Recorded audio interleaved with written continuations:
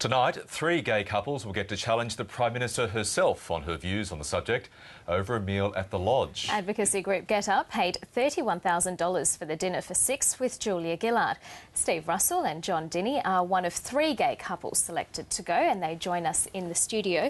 Good morning. It's going to be an intimate gathering. How do you hope that the Prime Minister will respond to what you will be putting to her?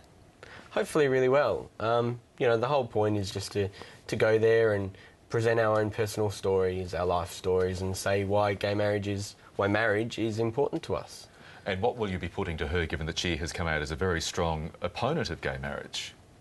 Well, I think we need to put across our personal thoughts and our feelings about it, but we also need to try and find out what her feelings are about and why she has such a strong objection to it. So maybe give some insight as to what she's feeling and give her insight as to how we're feeling and the other couples are feeling on behalf of all the gay and lesbian couples in the country. Does it mystify you as to why she is such a strong opponent to gay marriage? Very much so. Yeah, it just doesn't seem to make sense, you know, being a professed atheist and in a de facto long-term relationship, why she has this such strong conservative objection to gay marriage, you know, that it's the marriage is, you know, this foundation of society, and that, you know, everything will collapse if gay people are allowed to enter into this institution. Do you think the one-on-one time will make a difference? Hopefully. Like, especially because, you know, we are from her own electorate, so we'd like to present that case, saying, you know, please represent us, you know. And certainly the feeling we've got from everyone coming past the butcher shop is, you know, go for it. You know, we're 100% behind you. And well, Steve, given what John said about the Prime Minister's background and her positions on other fronts, do you see any hope, I suppose, of changing your mind, or do you fear what she is doing has been done purely for political considerations? I think it's partly political, because it seems to be fairly wide within the political agenda that there are a lot of politicians that aren't for it. But I think, on the other hand, obviously there are quite some that want to legalise it.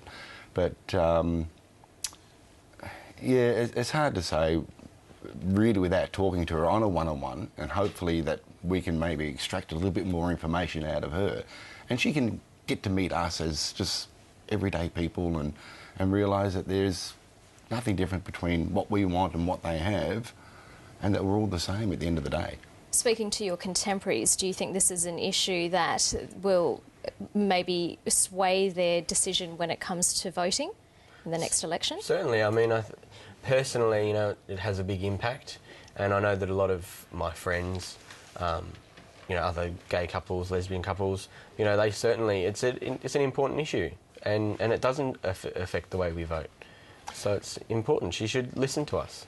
Well, it's certainly not going to go away. Yeah, that's the whole point. I mean, it's taking such a hold worldwide, and obviously, as a country that we are, we're going to follow suit. So it's really not how, it's a matter of when it's going to happen, but it's also a matter of how long they're going to hold out and resist that bit of change. Are you worried, therefore, that the dinner party conversation might be slightly awkward tonight as you dance around this issue? Mind you, the Prime Minister's outnumbered. There are what?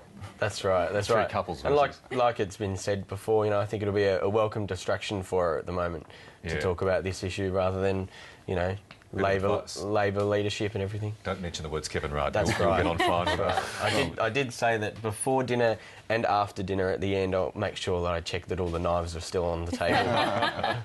Now, you're both butchers. Do you know what's on the menu for dinner tonight? No idea. Not yet. No. Do you have any preferences? Hopefully it's not steak, because we had steak last night. So, as long as it's nice and tender, I'll be happy with that. Yeah, excellent. John and Steve, thanks very much for joining us this morning. No, it's our pleasure.